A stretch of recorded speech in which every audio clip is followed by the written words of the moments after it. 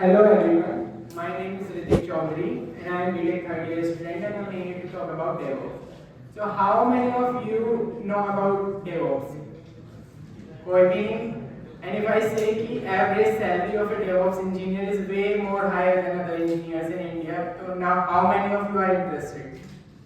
अभी भी कोई भी नहीं है? हाँ, yeah, exactly.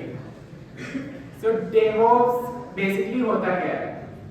टेक्निकल टर्म्स में देखा जाए जब भी हम इस वर्ड को सुनते हैं व्हाट इज डेवऑप्स तो दिमाग में ये आता है कि इज इट ए टूल जिसको हम यूज करेंगे then we will be an DevOps engineer और ये एक सॉफ्टवेयर है जिसको हम इंस्टॉल करेंगे then we will use it and then we will be known as a DevOps engineer और ये कोई प्रोग्रामिंग लैंग्वेज का कोई कॉन्सेप्ट है and this not makes it very complex to understand what DevOps really is. So let's don't increase the complexity and break down first into DevOps, Dev or Ops.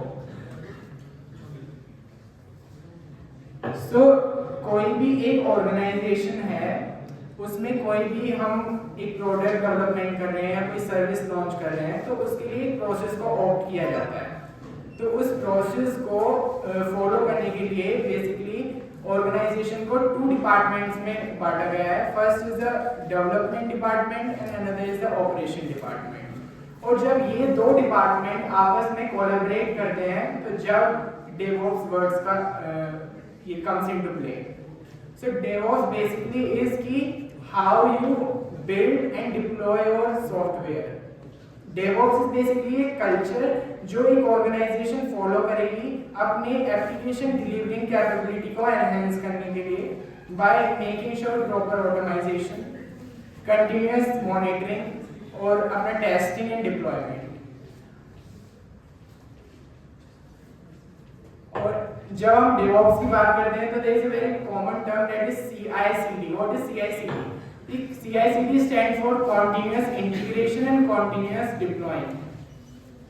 So ये software development life cycle जो होती है उसमें कोई भी process को fasten up करने के लिए काम आता है. जैसे किसी भी हम सॉफ्टवेयर को बिल्ड कर रहे हैं या कोई एप्लीकेशन को बिल्ड कर रहे हैं तो सबसे पहले उसका डेटा एनालिसिस होगा. मार्केट फोर्सेस को देखा जाएगा कि कितना उसको रिक्वायरमेंट है, कितनी जरूरत है, उसका कितना उसमें प्रॉफिट होगा. फिर उसके बाद उसका डिफाइनिंग फेज आता है, फिर उसका कोड लिखा जाता है, फिर उसका क्या कहते हैं उसमें टेस्टिंग होती है, उसमें फीडबैक्स दिए जाते हैं जब उसको मार्केट में डिप्लॉय कर दिया जाता है. और इस प्रोसेस को एक लूप में चलना. जो डेवऑप्स का जो आपका सिंबल है वो भी एक लूप का सिंबल है. तो ये जो प्रोसेस है वो जो लूप पे चलता है इसी चीज को डेवऑप्स. देखो अभी रिसेंटली एक सिंगर है, क्या नाम है, दिलजीत आई गेस, उसका एक कॉन्सर्ट होने वाला था तो बुक माई शो पे वो क्रैश हो गया था सर्वर. तो वो जो सर्वर क्रैश हुआ था उसको मतलब उसको सही किसने किया, उसको मैनेज, सर्वर क्रैशिंग ये इनको मैनेजमेंट ये सब डेवऑप्स इंजीनियर्स ही करते हैं. और जो भी तुम्हारा इंस्टाग्राम में भी अपडेट्स देता है तो जो थोड़े टाइम के लिए जो अपडेशन के बीच में थोड़ा ऐप को डाउन कर दिया जाता है, ये सारा जो हैंडल करते हैं ये सारे डेवऑप्स इंजीनियर्स इस चीज को हैंडल करते हैं. और ये डेवऑप्स इतना इम्पोर्टेंट क्यों है? से इन वेरी इनिशियल डेज जब कोई भी सॉफ्टवेयर डेवलप होता था तो क्या होता था, एक कोडर ने कोड लिख दिया, अब वो उसको सेंट्रल लोकेशन पे डिप्लॉय कर देगा. वहां से जो एक सर्वर एडमिन है एक सर्वर क्रिएट करेगा, फिर उसको वहां उसको डिप्लॉय करेगा, फिर वहां से टेस्टर्स को टेस्ट करेगा, कुछ बग आए वो देखेगा. तो ये जो सारा प्रोसेस था it was taking like lot of efforts and time consuming. तो इस चीज को एनहांस करने के लिए डेवऑप्स को इंट्रोड्यूस किया गया. तो ये सारे इसलिए डेवऑप्स आज के टाइम में बहुत ज़्यादा मैटर करता है. जितने भी रियल वर्ल्ड एग्जांपल्स हैं इन चीज़ों में बहुत ज़्यादा इसका यूज होता है. तो दिस इज स्मॉल मीन जो सारा part deployment, monitoring, optimisation, CI/CD और सिक्योरिटी और कॉस्ट, ये सारा इस चीज़ को एज अ बैक में डेवलपर इस चीज़ को ज़्यादा फेम मिलता है, लाइमलाइट मिलती है. इस चीज को इतना कोई रैंडम नहीं करता है कि इसके पीछे किन किन लोगों ने काम किया हुआ है. Important phases of DevOps cycle. तो ये डेवऑप्स साइकिल इज लाइक कि पहले ऑपरेशंस, फिर उसके बाद deployment, integration, testing, monitoring, feedback, deployment. तो कोई भी एक सॉफ्टवेयर या कोई एप्लीकेशन तुमने बना लिया है, सबसे पहले उस पर ऑपरेशंस होते हैं, मतलब पूरा कोड लिखा जाएगा, फिर उसको डिप्लॉय किया जाता है, फिर उसमें डेवलपमेंट होता है, डेवलपमेंट पार्ट। तो कोई भी एक उसमें इश्यूज आ रहे हैं वो डेवलपमेंट टीम हैंडल करेगी उस चीज को, जो डेवलपमेंट टीम हैंडल करेगी उसको, और उसको फिर डिप्लॉय करने के बीच का जो प्रोसेस है वो कंटिन्यूअस इंटीग्रेशन में आएगा। जैसे टेस्टिंग में अभी आई गेस ऋषभ ने बताया alpha tester and beta tester वाला, तो प्ले स्टोर पे तुम as a beta tester work कर सकते हो, जिसमें तुम कोई ऐप का लॉन्च होने से पहले तुमको उसका वर्जन मिल जाता है और तुम उस पर अपना फीडबैक प्रोवाइड करा सकते हो, जिसके बेसिस पे जो फीडबैक के बेसिस पे वो चेंजेस होंगे और वो डिप्लॉयमेंट हो जाएगा।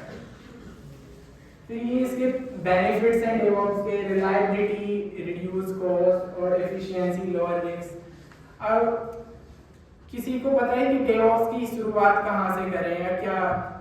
किसी को भी नहीं? और इंटरेस्ट है ना तुम लोगों को डेवऑप्स को जानने में? तो ये डेवऑप्स का रोडमैप है कि सबसे पहले क्या करना है कि तुम SDLC लाइफ साइकिल के बारे में अपने घर जाके सर्च करना गूगल पे कि ये होता क्या है SDLC life cycle.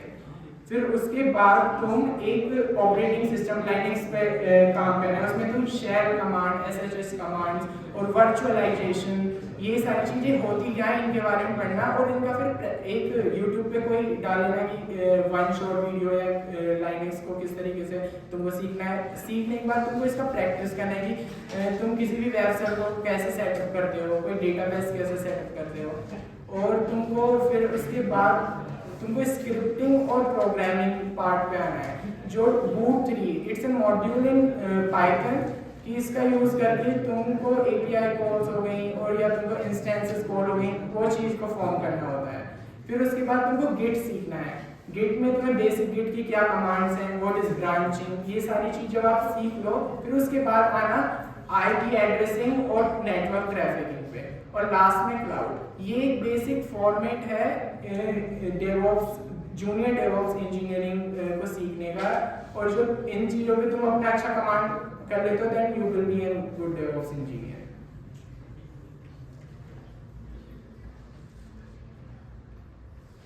Thank you very much.